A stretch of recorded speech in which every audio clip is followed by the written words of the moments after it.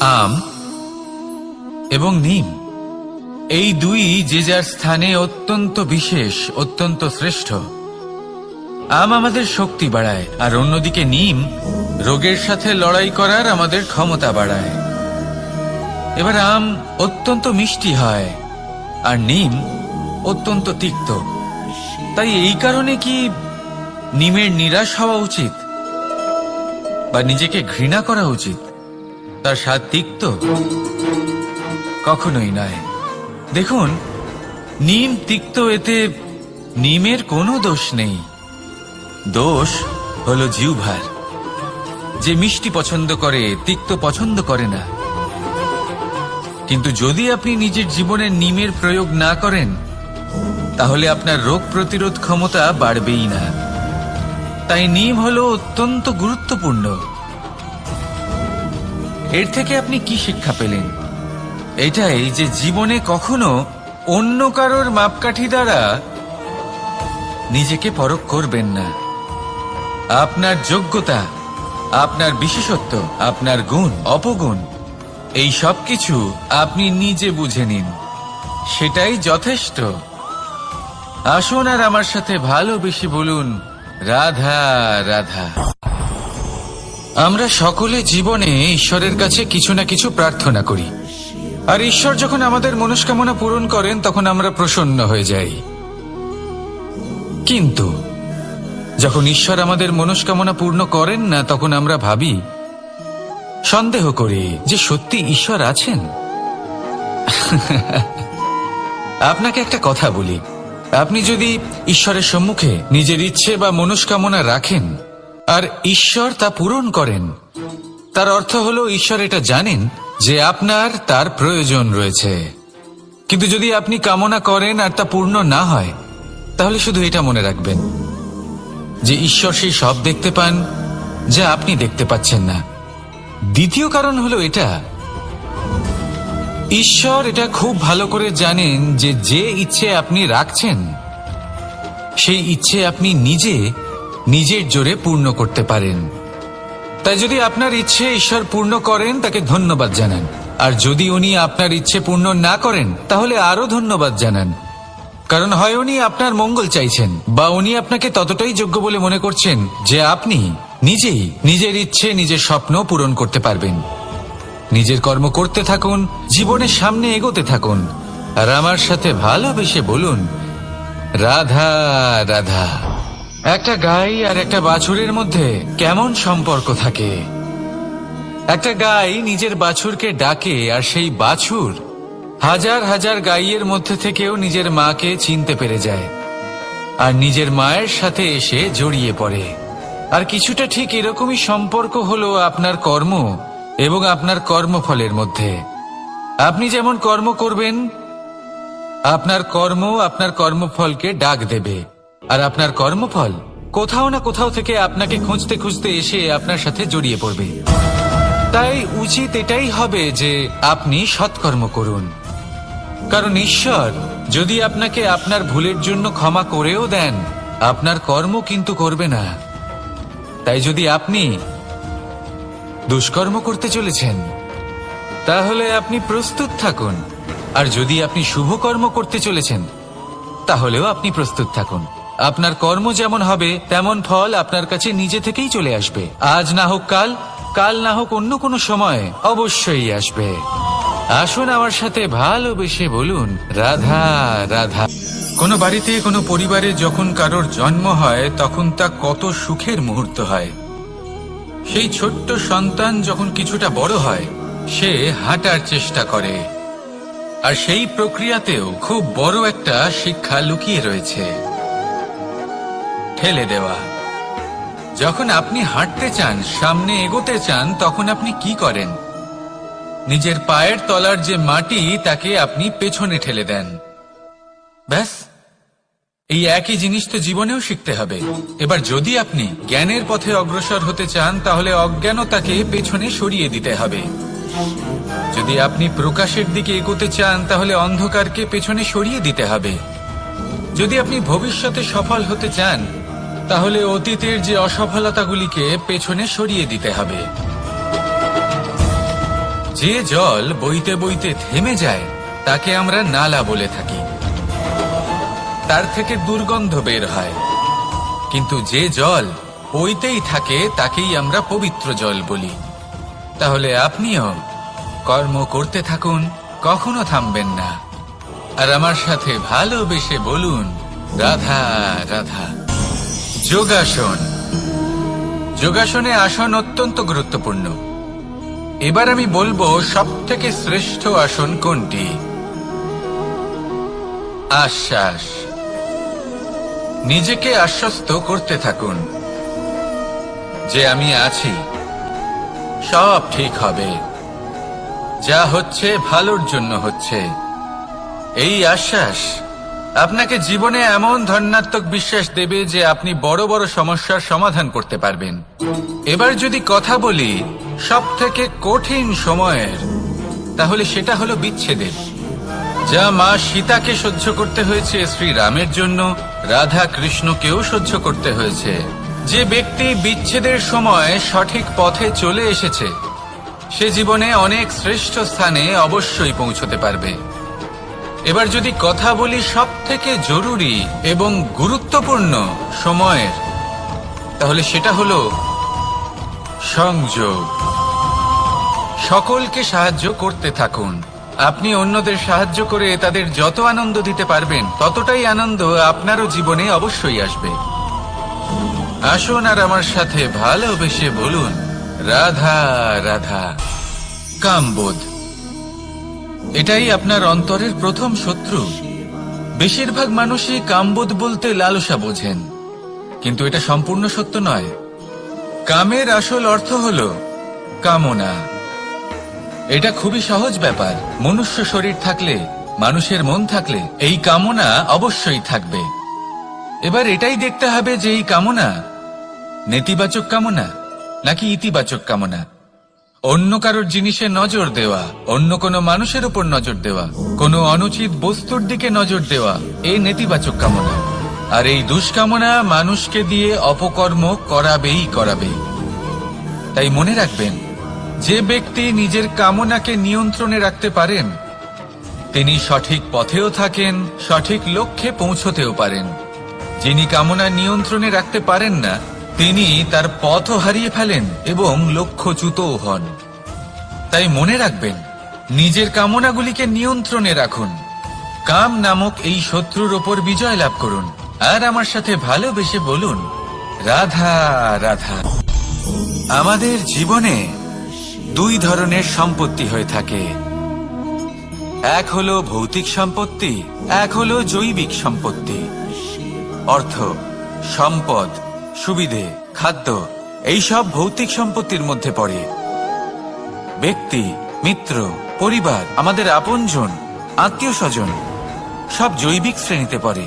আর প্রত্যেক মানুষের পক্ষে এই বিভাজন বোঝা অত্যন্ত আবশ্যক। কারণ মূলত আমাদের ব্যবহার দুই রকমের হয়ে থাকে।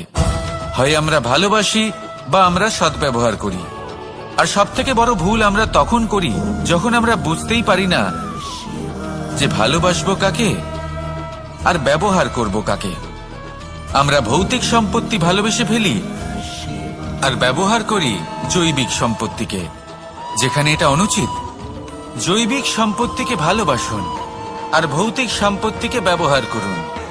যেদিন আপনার মধ্যে এই বোধ জাগ্রত হবে যে কাকে ভালোবাসবেন আর কাকে ব্যবহার করবেন, সেই দিন আপনার জীবনে শুধুই শান্তি বিরাজমান হবে। আর তখন এই মন প্রসন্ন হয়ে বলবে, রাধা রাধা। কাল, আজ এবং কাল। আমাদের সমগ্র জীবন এই তিনটির আশেপাশেই ঘুরতে থাকে। আমরা সবসময় বিগত সময়ের বিষয়ে ভাবতে থাকি। অতীতে যদি আমাদের দ্বারা কোনো ভুল হয় সেই বিষয়ে ভেবে ভেবে আমরা সবসময় অনুতাপ করতে থাকি। এটা উচিত নয়। দেখুন, অতীতের থেকে শিক্ষা লাভ করা অত্যন্ত আবশ্যক, কিন্তু সেই ভুল যাতে আবার না হয় সেই কাজটা কিন্তু আপনাকে বর্তমানেই করতে হবে, তাই না? দ্বিতীয় কথা, আমরা সবসময় ভাবি আগামী দিনের বিষয়ে, ভবিষ্যতের বিষয়ে। আমরা ভাবি যে কাল করে নেব, আজ এই কাজ করতে পারছি না, কোনো ব্যাপার নয়, কাল করে নেব। আজ কাজটা শুরু করতেই পারলাম না, কোনো ব্যাপার নয়, কাল করে নেব। আজকের দিনটাই ভালো ছিল না, কোনো ব্যাপার নয়, সেটা কাল করে নেব। ব্যাপারটা বুঝুন, আপনি নিজের সময় নষ্ট করছেন। দেখুন, এই যে কাল, তা কখনোই আপনার হাতে আসবে না। তাই যে কাজ করতে চান সেটা আজকেই করুন, অন্তত শুরুটা করুন। কারণ এই আগামী সময় তা সবসময় আপনার থেকে এক কদম আগে থাকবে, একদিন এগিয়ে থাকবে। জানেন কেন? কারণ এই কাল আপনার জন্য অপেক্ষা করবে না, সেই জন্য আপনিও এর জন্য অপেক্ষা করবেন না। যা করার তা আজকেই শুরু করুন। কারণ যে বর্তমানে নিজের ভিত স্থাপন করেন না, ভবিষ্যৎকালে তার সুন্দর শক্তিশালী ভবন কখনো নির্মাণই হয় না। আসুন আর আমার সাথে ভালোবেসে বলুন, রাধা রাধা। সাফল্য খুব সহজ এক শব্দ। এটা হলো সেই সব শব্দের মধ্যে অন্যতম যা মানুষ একটু বুঝলেই ভাবেন সব বুঝে ফেলেছি। আর যেই উনি বুঝতে পারেন সাফল্য কি, আজীবন সেই সাফল্যের পেছনেই ছুটতে থাকেন। এই সাফল্য হলো একটা খেলার মতো, যাতে মানুষ নিজের সমস্ত জীবন বাজি লাগিয়ে দেন। আর প্রত্যেক খেলার মতোই এরও কিছু নিয়ম রয়েছে। আর প্রাথমিক নিয়ম হলো, এই সাফল্য লাভ করার জন্য সাফল্য লাভ করার স্বপ্ন আপনাকে অবশ্যই দেখতে হবে আগে। হ্যাঁ, কিন্তু শুধুমাত্র স্বপ্ন দেখলেই কিছুই হবে না। স্বপ্ন দেখুন, তারপরে আপনার নিজের নিদ্রাকে ভঙ্গ করতে হবে, দিনরাত পরিশ্রম করতে হবে, দিনরাত চেষ্টা করতে হবে। তবেই এই সাফল্য আপনার কাছে আসবে আর আপনার পদানত হবে। তাহলে স্বপ্ন দেখুন আর পরিশ্রম করে তাকে সার্থক করুন। যদি এটা করেন তবেই সাফল্য সহজেই আপনার কাছে আসবে। আর তখন মন প্রসন্ন হয়ে বলবে, রাধা রাধা। সমস্যা, প্রত্যেকের জীবনেই সমস্যা আসা যাওয়া করে। আর প্রত্যেক মানুষ সমস্যা আসার পর তার সমাধান খুঁজতে উঠে পড়ে লাগেন। কিন্তু যখনই সমস্যার সমাধান হয়ে যায়, আমরা সুপ্রসন্ন হয়ে যাই এবং অসাবধানও হয়ে যাই। আমাদের মনে হয় যে আমরা সম্পূর্ণরূপে সমস্যার অন্ত করেছি, কিন্তু কোথাও না কোথাও একটা ছোট্ট বীজ রয়েই যায়। আর সেই বীজ আমাদের অসাবধানতার ছত্রছায়ায় বড় হতে থাকে, আর তারপর মহা সংকট হয়ে আবার আমাদের উপর আক্রমণ করে। এই সংকট যে কোনো রূপে আসতে পারে, কোনো শত্রুর রূপেও আসতে পারে, বা কোনো মহামারীর রূপেও আসতে পারে। সেই জন্য সব সময় সাবধান থাকাই উচিত।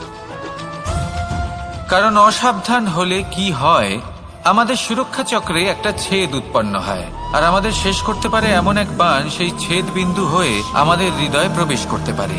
তাই যে কোনো সমস্যার সমাধান করুন, জয়ী হন, উৎসবও পালন করুন, কিন্তু সাবধানে থাকবেন। আসুন আর আমার সাথে ভালোবেসে বলুন, রাধা রাধা। এই সংসারের অন্তের এর বিনাশের প্রারম্ভ কিভাবে হয়? কোনো যোগের মাধ্যমে, কোনো ভয়ানক অসুরের আগমনে, নাকি প্রকৃতির রাগের কারণে? না, এই সংসারের বিনাশের প্রারম্ভ হয় আমি থেকে। এই আমি, এই তুমি, এটা আমি করেছি, ওটা তুমি করেছো, এটা আমার, ওটা তোমার, আদি ইত্যাদি। এই ভাব যখন মনে বাসা বেঁধে নেয়, সর্বপ্রথম ঘর ভাগ হয়, তারপর বসতি, তারপর প্রাণ, আর তারপর দেশ, আর সবার শেষে সমস্ত সংসার ভাগ হয়ে যায়। আর এই ভাগ হয়ে যাওয়া শেষে মনোমালিন্যে পরিণত হয়। এখন এমত অবস্থায় কি করা যেতে পারে? কিভাবে বাঁচা যায় এই পরিস্থিতির থেকে? কিভাবে দূরে থাকা যায় এই বিনাশের থেকে? উত্তর সেই একটাই, করুণা। একে অপরের দরকারগুলি বুঝুন, একে অপরের সমস্যাগুলি বুঝুন, একে অপরের দুঃখের সাথী হয়ে দাঁড়ান, একে অপরের সুখের ভাগীদার হন। আর শেষে যখন এই আমি আমরাতে পরিণত হবে, তখন এই বিনাশ নিজে থেকেই দূরে চলে যাবে।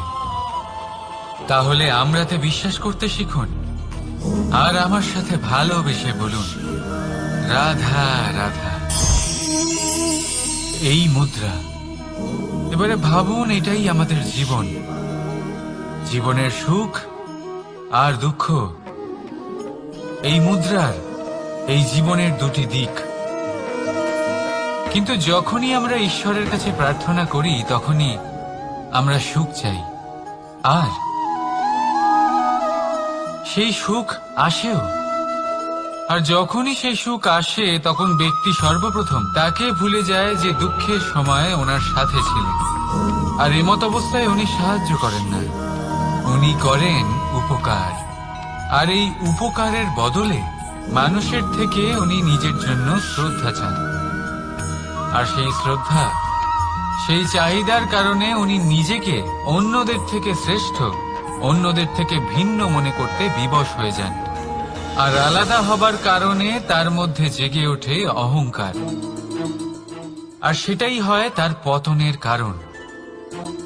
এবার এতে কি করা যেতে পারে?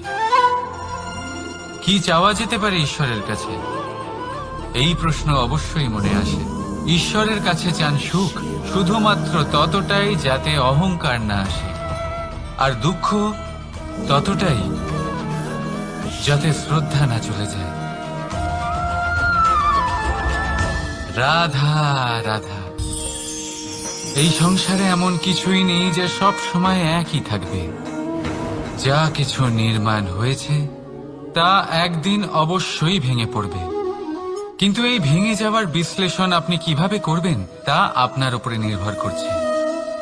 ওই আকাশের দিকে তাকান, ওই মেঘ, ওটাও ভেঙে পড়ে, কিন্তু নিজে ভেঙে পড়ার সাথে বর্ষাকে তৈরি করে যায়। মাটির ডেলা অবশ্যই ভেঙে পড়ে, কিন্তু ব্যবহারযোগ্য মাটির রূপ নিয়ে। এই ধরিত্রীর বুকে কোনো এক বীজ যখন ভেঙে পড়ে তখন ধরিত্রীর উপর এক বিশাল আকারের বৃক্ষ নির্মাণ করে। যদি জীবনে কিছু ভেঙে পড়ে তাহলে নিরাশ হয়ে পড়বেন না, নিজের সাহস হারাবেন না। ধনাত্মক দৃষ্টিভঙ্গি দিয়ে দেখতে চেষ্টা করুন। মনে করুন নিয়তি নিশ্চয়ই আপনার জন্য আরো ভালো কিছু ভেবে রেখেছে, যা ভবিষ্যতে আপনার প্রতীক্ষা করছে। ধনাত্মক চিন্তা ভাবনা করতে থাকুন, তারপর দেখবেন শ্রেষ্ঠ রচনা নিজেই তৈরি হবে। রাধা রাধা। চলতে থাকা, থেমে যাওয়া, বিশ্রাম নেওয়া, তারপর দম নিয়ে পুনরায় দাঁড়িয়ে পড়া, আর তারপর আবার সেই পথ চলা। এটা জীবনের অভিন্ন এক অঙ্গ, এটার থেকে আপনি পালাতে পারবেন না। কিন্তু এই অঙ্গকে আপনি নিজের জীবনে কিভাবে প্রয়োগ করবেন, কিভাবে তাকে কাজে লাগাবেন, সেই সিদ্ধান্ত আপনাকে নিতে হবে। যারা হেরে যান তারাও জীবনে থমকে যান, আবার যারা জেতেন তারাও দাঁড়িয়ে পড়েন। যারা হেরে যান তারা হাঁপিয়ে দাঁড়িয়ে পড়েন, যারা জিতে যান তারা দাঁড়িয়ে পড়েন সেই সর্বোচ্চ স্তরে পৌঁছে গিয়ে। এবার দাঁড়াতে তো আপনাকে হবেই, তা হতেই হবে। কিন্তু কখন, কিভাবে দাঁড়াবেন, ক্লান্ত হয়ে নাকি সর্বোচ্চ স্তরে পৌঁছে গিয়ে, সেই সিদ্ধান্ত আপনার। অবশ্যই দাঁড়িয়ে পড়ুন, কিন্তু ক্লান্ত হয়ে নয়, কারণ আপনাকে পুনরায় দাঁড়িয়ে পড়তে হবে, পুনরায় যাত্রাপথে এগোতে হবে এবং সর্বোচ্চ স্তরে পৌঁছতেই হবে। রাধা রাধা। স্বপ্ন, আমরা জীবনে স্বপ্ন দেখতে থাকি, সেটা পূরণ করার পূর্ণ প্রয়াস করে থাকি। কিন্তু এই স্বপ্ন পূরণ না হওয়ার পরিস্থিতিতে আমরা ভেঙে পড়ি, ছিন্ন বিচ্ছিন্ন হই।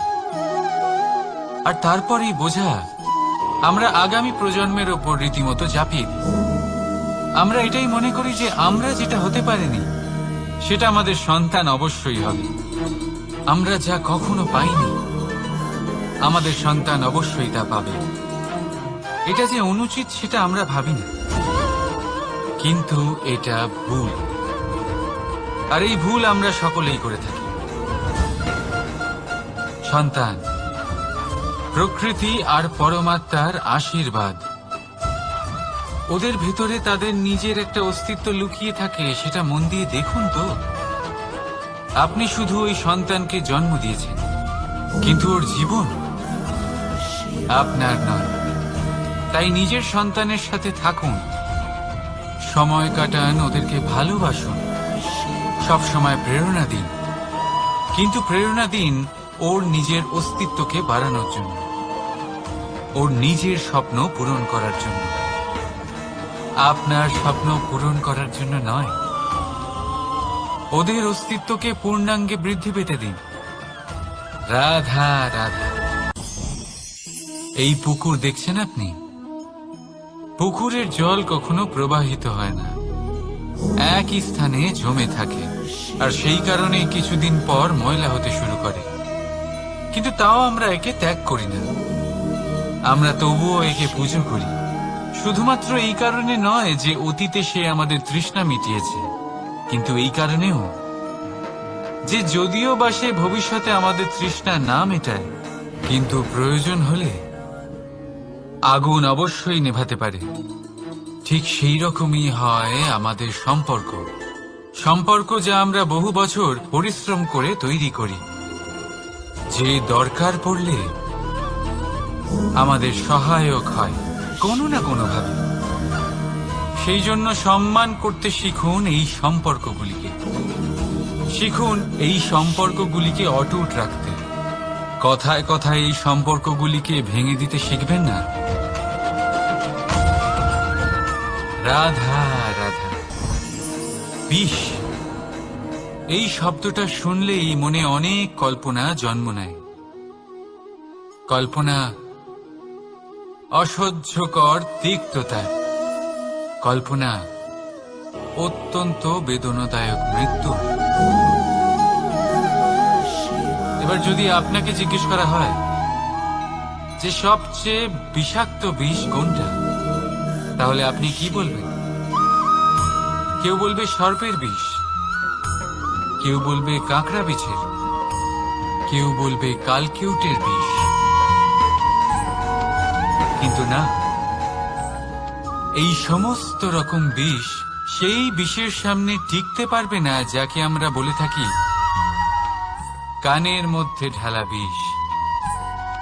শুনতে অত্যন্ত মিষ্টি, কিন্তু তিক্ততায় অত্যন্ত বিষাক্ত। পেটের মধ্যে যাওয়া এই বিষ শুধুমাত্র একটি মানুষের মৃত্যুর কারণ হয়, কেবল একটি। কিন্তু কানের মধ্যে ঢালা এই বিষ একাধিক সম্পর্কের নাশ করতে পারে।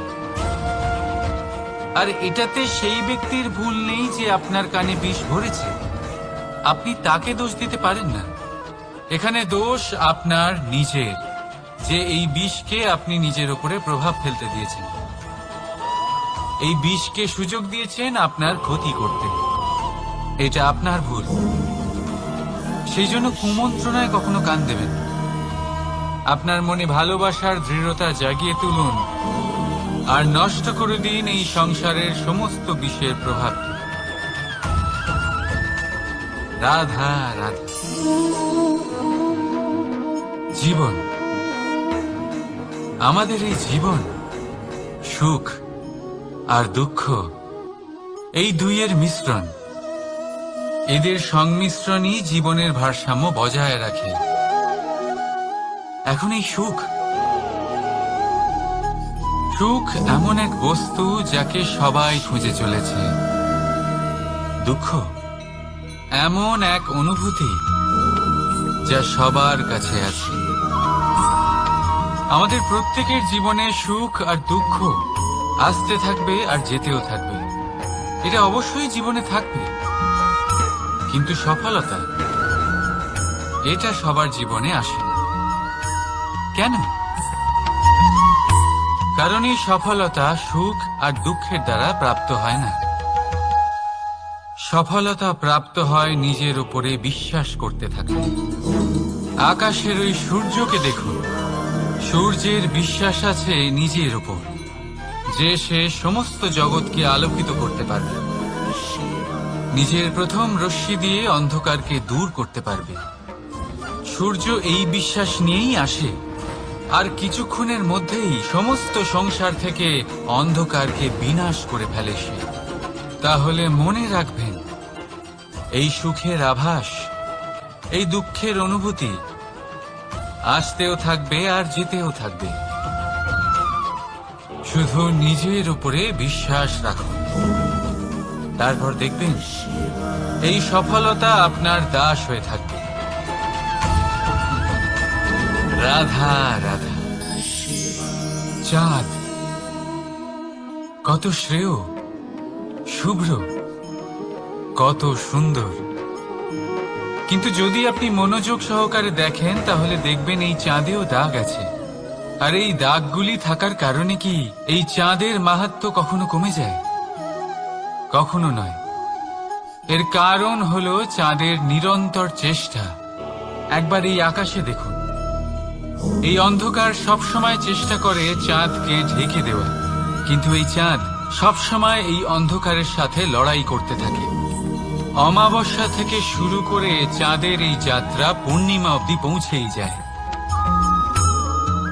আর তাই এই চাঁদের পুজো করা হয়, এই কারণে এই চাঁদকে মাহাত্ম্য দেওয়া হয়। এইভাবেই যদি আপনার মধ্যে কোনো দোষ থাকে, কোনো খারাপ কিছু থাকে, তাহলে সেটা কোনো বড় ব্যাপার নয়। চেষ্টা করুন সেটাকে শুধরে নেওয়ার, কিন্তু সেই কারণে নিজেকে খারাপ মনে করা এটা অনুচিত। নিজের ভুলগুলো, নিজের দোষগুলো, নিজের খারাপ দিকের কথা ভুলে আপনি এই সংসারের ভালোর দিকে প্রস্থান করেই দেখুন না। আপনি দেখবেন আপনার অন্তরের তেজ ঠিকরে বেরোচ্ছে। রাধা রাধা। এই পিঁপড়েদের দেখছেন আপনি? সবাই একই রকমের। এদের মধ্যে তফাৎ খুঁজে বার করা অসম্ভব। মনে হয় যেন ওদের আলাদা আলাদা অস্তিত্বই নেই। কিন্তু যদি আপনি মন দিয়ে দেখেন তাহলে দেখবেন প্রতিটা পিঁপড়ের আলাদা কাজ নির্ধারিত, তাদের আলাদা অস্তিত্ব আছে। কেউ বাড়ি বানানোর জন্য মাটি সংগ্রহ করতে পটু, কেউ ঢিপি বানাতে পটু, কেউ খাবার খোঁজায় পটু, আবার কেউ সেই খাবার আনায় পটু। ঠিক সেরকমই হয় মানুষেরা।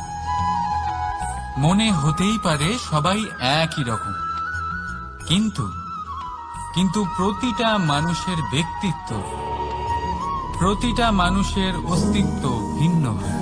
আর সত্যি কথা বলতে কি, প্রতিটা মানুষের ভিন্নতাই আমাদের প্রগতির দিকে নিয়ে যায়। ভাবুন, যদি আপনাকে কারোর সাথে হাত মিলিয়ে চলতে হয়, তাহলে আপনাকে আপনার সোজা হাত তার উল্টো হাতে ধরে এগোতে হবে। এটাই সৃষ্টিকর্তার সৃষ্টির নিয়ম। ভিন্নতা, এই ভিন্নতাকে আশীর্বাদ ভেবে চলুন, এতে কোনো খারাপ নেই। রাধা রাধা। দাদা আমাকে বহুবার জিজ্ঞেস করেন যে কানাই, তুমি রাধার সাথে এই সংসারকে প্রেম শেখাতে এসেছো, তাহলে কেন তুমি রাধাকে এত বিরক্ত করো? কেন ও তোমাকে বিরক্ত করে? কেন এই ঝগড়াঝাটি হয়? কেন এই টানাপোড়েন চলে?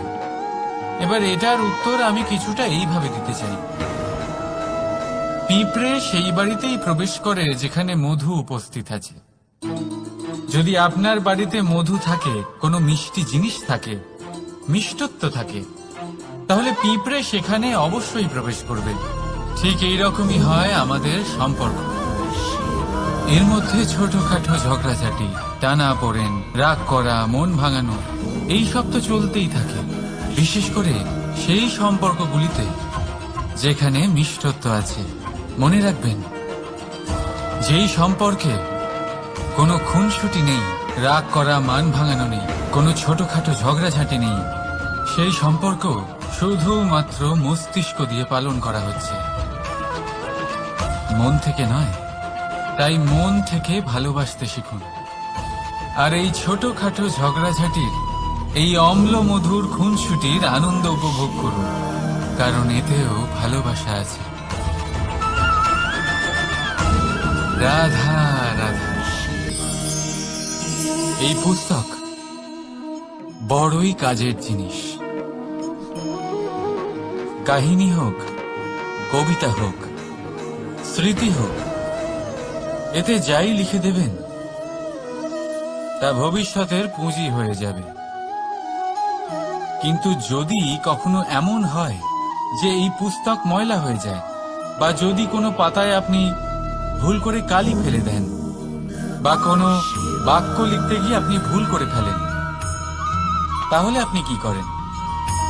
সেই পুস্তক কি আপনি তুলে ফেলে দেন? না, তাই তো? শুধু একটা পাতা ছিঁড়ে ফেলেন যাতে সেই পুস্তক সঠিক থাকে, সুন্দর হয়ে ওঠে। এই পুস্তকের মতোই হয় আমাদের সম্পর্ক। তার সেই এক পাতা, একটা ভুল। তাই যে কোনো সম্পর্কে যদি কারোর কোনো ভুল হয়ে গিয়ে থাকে, তাহলে সেই ভুলকে সম্পর্ক থেকে দূরে করা সঠিক হবে। সেই ভুলকে ভুলে যাওয়াই সঠিক হবে। সেই সম্পর্ক ভাঙা নয়, সেই সম্পর্ক সামলে রাখুন। কারণ ভুল তো সবার দ্বারা হয়। যদি এরকম করেন, তবেই জীবনরূপী পুস্তক আরো সুন্দর হয়ে উঠবে। একে অপরকে ক্ষমা করতে শিখুন, একে অপরের ভুলকে ভুলে যেতে শিখুন। তারপর দেখবেন এই জীবনে আরো আনন্দ আসবে, আর এই সম্পর্ক নিঃশ্বাস নিতে থাকবে। রাধা রাধা।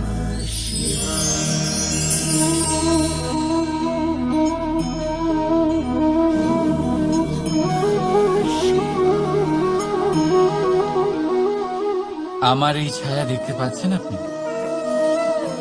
প্রকাশের স্রোত যখন মধুর আর দূরে থাকে, তখন এই ছায়া লম্বা হয়ে যায়। কিন্তু যেই প্রকাশের স্রোত মাথার উপরে চলে আসে, এই ছায়ার আকার ক্রমশ ছোট হতে থাকে, আর অন্ধকারে তো এই ছায়া বিলুপ্ত হয়ে যায়। কিছুটা এরকমই হয় আমাদের অহংকার। সুখের আগমন হলে, বৈভবের উপলব্ধিতে এটা বাড়তে থাকে। কিন্তু যেই সংকটের তাপ বেড়ে ওঠে, অহংকার ছোট হতে থাকে। আর যখন সংকটের এই অন্ধকার আমাদের চারিদিক থেকে ঘিরে ধরে, তখন এই অহংকার আমাদের ছায়ার মতোই বিলুপ্ত হয়ে যায়।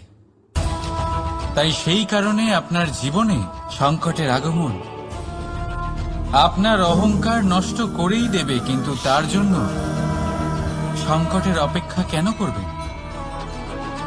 এই অহংকারকে বাড়তেই দেবেন না, উৎপন্ন হতেই দেবেন না। বিবেকের সুতো দিয়ে বেঁধে রাখবেন একে। দেখুন, আমি শ্রেষ্ঠ, এটা বিশ্বাস করতে কোনো আপত্তি নেই। কিন্তু শুধুমাত্র আমি শ্রেষ্ঠ, আর কেউ নয়, এই আত্মসম্মান নয়, এ হলো অহংকার। আর অহংকার আর কিছুই নয়, শুধু পতনের দিকে প্রথম পদক্ষেপ।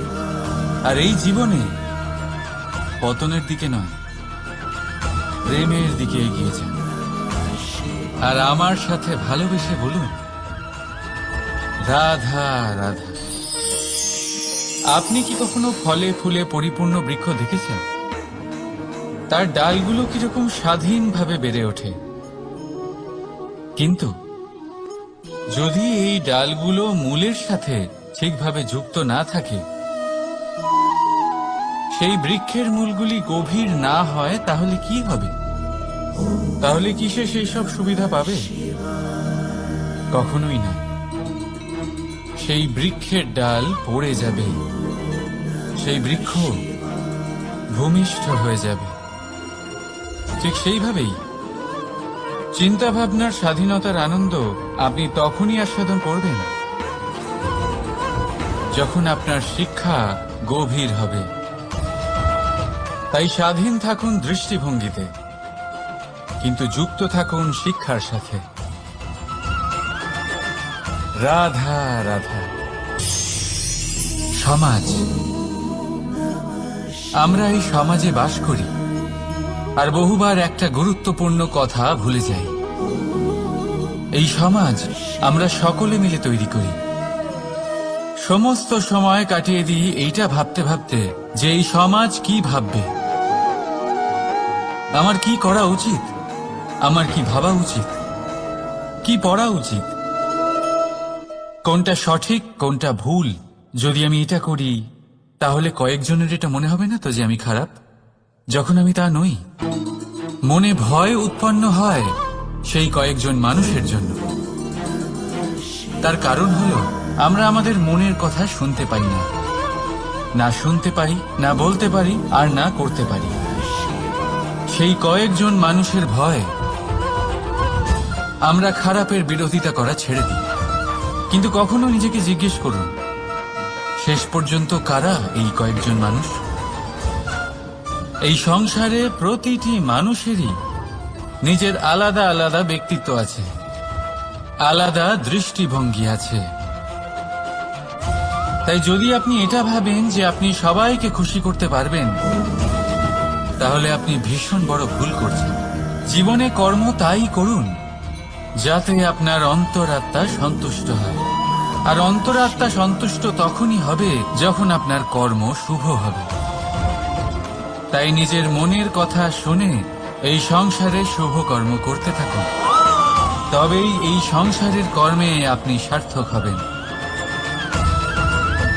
রাধা রাধা। এই পাতাকে দেখুন, কত কোমল, কত শীর্ণ। যদি এর উপরে একটুও জোর খাটান বেঁকে যাবে। পাতা তো এরকমই হয়, একটু জোর খাটালেই তা বেঁকে যায় এদের নমনীয়তার জন্য। কিন্তু ওদের এই নমনীয়তার জন্য ঝড়ে বিপর্যয়ে ওরা ভেঙে পড়ার থেকে বেঁচে যায়। যদি এদের বদলে কোনো দৃঢ় বৃক্ষ হয়, তখন হাওয়ার তীব্র গতি সে সহ্য করতে পারে না, তার সম্মুখীন হতে পারে না, ভেঙে পড়ে যায় সে। ঠিক সেই রকমই হয় আমাদের সম্পর্ক। যদি এর মধ্যে সেই নমনীয়তা না থাকে, অহংকারের দৃঢ়তা থাকে, সেই সম্পর্ক নষ্ট হয়ে যায়। তাই আনুন এই নমনীয়তা আপনার সম্পর্কে, যাতে কাল যদি কোনো সমস্যা এসে দাঁড়ায়, এই সম্পর্ক যেন না ভেঙে যায়। একবার ওই আকাশের দিকে তাকান, সূর্য চন্দ্রকে দেখে নত হয়ে যায়, আর আমরা তো সাধারণ মানুষ। তাই সম্পর্ক নিচু করবেন না, সম্পর্কের সামনে নত হতে শিখুন। রাধা রাধা। প্রেম, আমরা সকলে প্রেম করি, প্রেম পাওয়ার চেষ্টা করতে থাকি। আর এমনও অনেক মানুষ আছেন যারা প্রেম অর্জন করেও ফেলেন, কিন্তু সেখান থেকে শুরু হয় এক নতুন অধ্যায়। আচমকা দুই প্রেমীর কিছু অনুচিত বলে মনে হতে থাকে। আচমকা দুজনে নিজেদের অস্তিত্ব নিয়ে বিচলিত হতে থাকেন। এবার এমন হলে কি করা যেতে পারে? দেখুন, এই হলো হলুদ,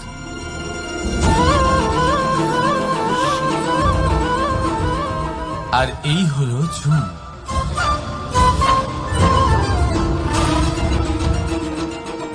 এবার এটাকে দেখুন, যখন চুন আর হলুদকে একসাথে মিলিয়ে দেওয়া হলো, তখন ওরা নিজেদের রং ত্যাগ করে দিয়ে একটা নতুন রং তৈরি করল। প্রেমের রঙও কিছুটা এইভাবে অর্জন করা হয়। এখানে কোনো আমি থাকে না, শুধু আমরা হয়, শুধু একাত্ম হয়। সেই জন্য ত্যাগ করুন নিজের অস্তিত্বকে, আর মনের উত্তেজনাকে আলিঙ্গন করুন। তারপর দেখুন আপনার এই প্রেম আপনাকে কোথায় কোথায় নিয়ে যায়। রাধা রাধা।